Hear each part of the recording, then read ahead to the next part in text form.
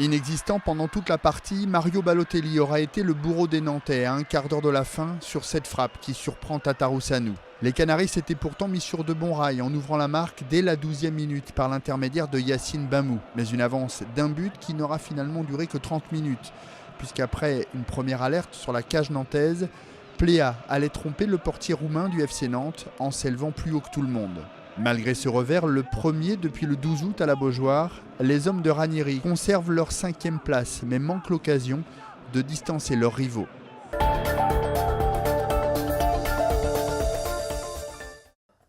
On appelle ça un stage de cohésion, travailler, souffrir, mais aussi rigoler ensemble. Pendant quelques jours, la vingtaine de coureurs de la nouvelle formation Vital Concept Cycling Club en a fait l'expérience. Une étape bénéfique après 6 mois difficiles pour Brian Coquard, le leader de l'équipe. C'était important pour moi de retrouver un groupe dans lequel je me sentais bien, qui avait confiance en moi, qui avait envie de travailler aussi pour moi et avec moi. De ce que je peux voir depuis ce stage de cohésion, ça se passe très bien, il y a beaucoup de sourires. Pour le plus grand plaisir également de Jérôme Pinault, 2 ans après avoir raccroché le vélo, l'ancien cycliste revient dans un monde qu'il connaît bien, avec beaucoup d'idées et un projet novateur. On a une dimension club, l'équipe s'appelle l'équipe Vital Concept Cycling Club et j'y tiens énormément. Parce qu'il y a des minimes, il y a des cadets, il y a des juniors, il y a des élites au sein du VCP Loudéac. Et nous sommes la dernière catégorie, l'équipe élite professionnelle.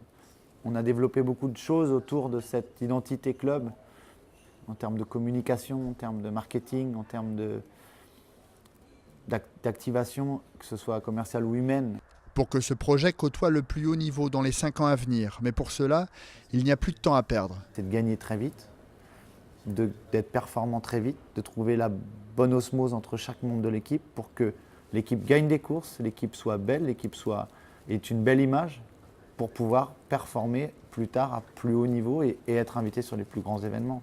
Mais avant de rêver de Tour de France, les coureurs de l'équipe se retrouveront dès le 14 décembre prochain pour un premier stage sur route à Dénia, en Espagne.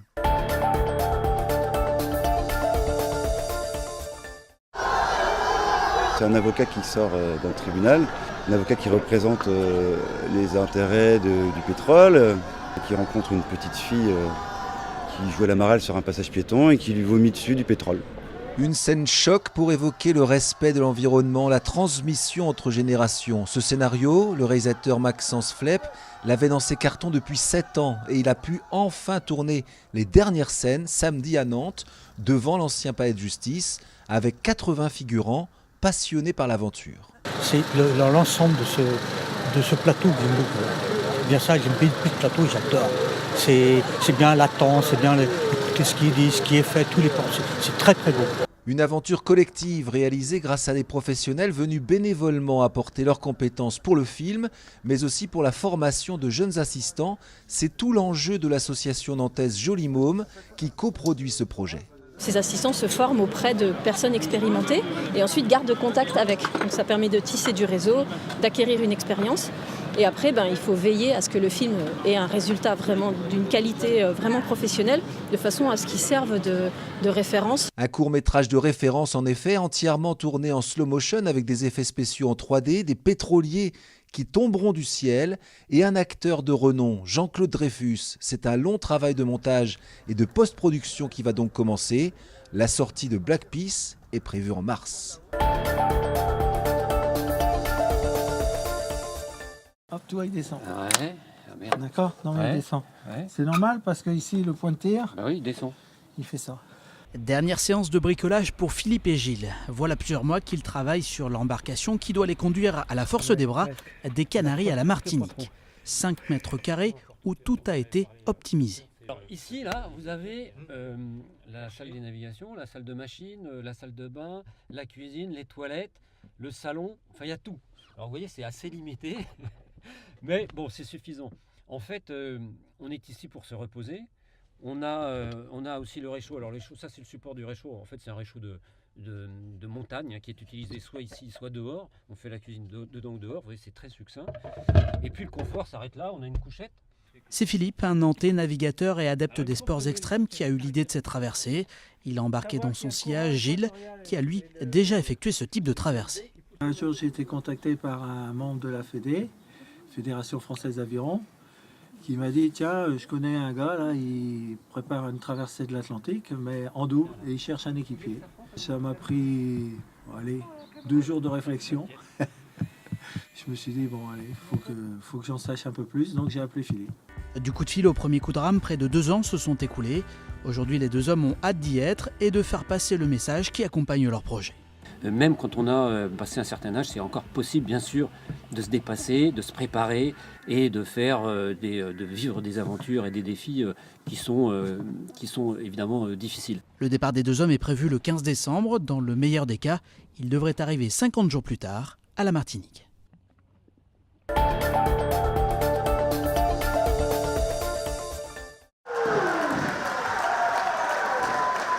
Enfin, après 10 journées de championnat, les joueurs du NRMV se sont imposés à domicile. Une victoire 3-7-1 qui tombe bien dans un derby très attendu contre le voisin rennais. Mais rien n'a été facile. Les Bretons enlèvent d'ailleurs une première manche très accrochée. Pas de quoi faire douter les joueurs du coach nantais Fulvio Bertini. Et beaucoup plus solide, le NRMV empoche les 3 sets suivants et se donne un peu d'air. Les Nantais ont aujourd'hui 4 points d'avance sur leur adversaire du soir à la 10e place du championnat.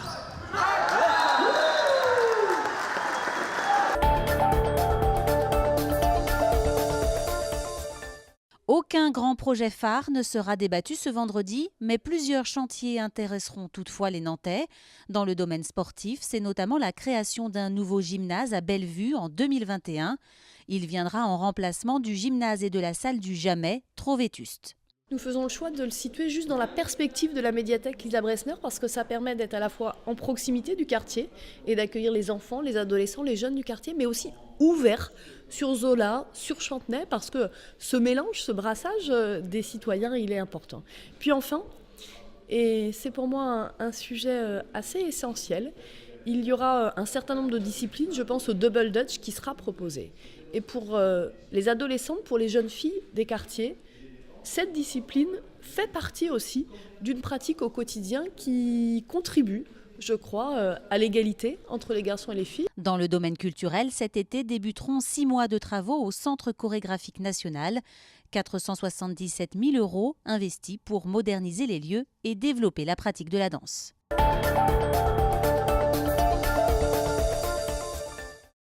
Planter un arbre, aussi petit soit-il, n'est pas chose facile.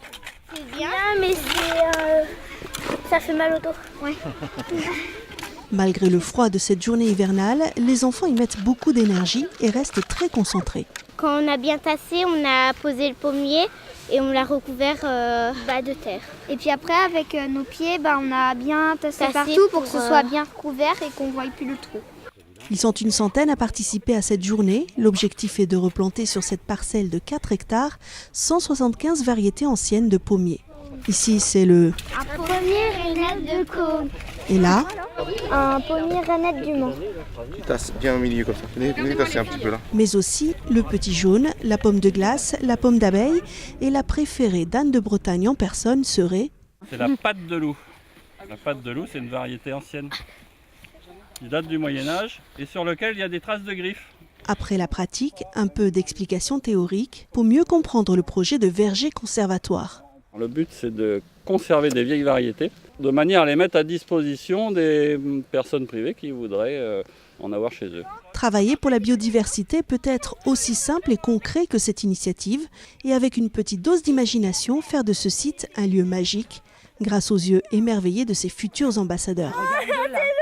En fait, faire participer les enfants, ça permet de faire participer le territoire. Parce que du coup, en rentrant ce soir à la maison, ils vont raconter ce qu'ils ont fait à leurs parents et ils vont vouloir les emmener ici sur le site. Prochain rendez-vous pour nos apprentis jardiniers et pour le public, printemps 2018, pour assister aux premières floraisons.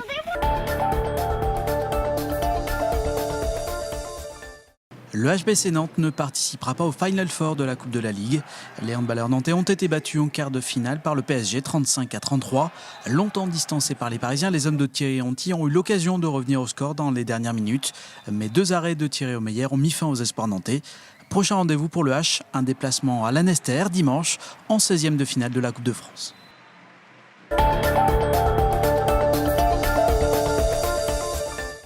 Des remparts qui risquent de s'écrouler, une église qui se fissure et qui prend l'eau.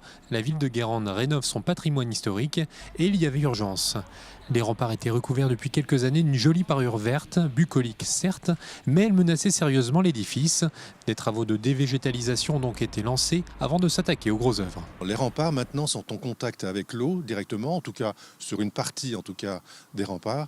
Et c'est là que le travail de sable de l'eau a commencé et les pierres commençaient à se déliter. Donc il va y avoir consolidation de la base des remparts et ensuite reconstitution en fait d'un talus en bas des remparts pour éviter ce contact entre l'eau des douves et la base des remparts. Les vitraux de la sacristie de la collégiale Saint-Aubin ont été refaits. Le parquet, également dans un triste état, a été entièrement restauré. Des travaux exceptionnels réalisés par une entreprise guérandaise. C'est le parquet à bâton rompu. C'est un produit qu'on ne pose plus maintenant aujourd'hui parce que c'est que dans des bâtiments classés. Vous voyez, en 35 ans de métier, c'est la deuxième fois qu'on en fait. Alors ça reste vraiment du travail du patrimoine. La porte Saint-Michel sera également rénovée. Les premiers travaux démarreront en 2018, avec notamment la remise aux normes et la sécurisation de l'escalier. Cette porte Saint-Michel qui est l'accès au rempart, alors nous souhaitons vraiment la remettre en état, la rendre accessible aussi au public à mobilité réduite. C'est important aussi l'accessibilité. Donc permettre aussi à toutes les personnes de pouvoir accéder à nos monuments, ça nous tient vraiment à cœur. Budget total 450 000 €, fin des travaux en 2020.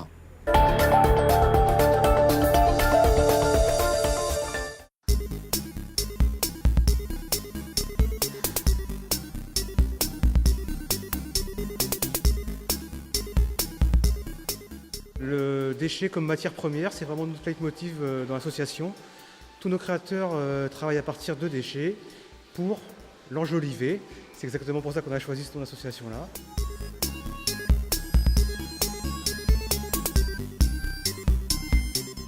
C'est des insectes qui sortent là on va dire un peu de la jaille, d'un tas de déchets, qui font un peu leur vie, qui remontent et qui après se transforment en jolis papillons avec une petite étape de cocon en cuivre.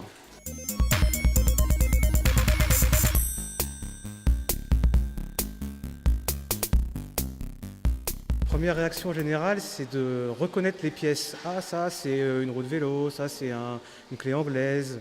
Et effectivement, peut-être que, en tout cas c'est ce qu'on espère, qu'on se rende compte un petit peu du nombre de choses qu'on jette alors qu'ils sont encore utilisables, aussi bien à réparer qu'à utiliser en détournement.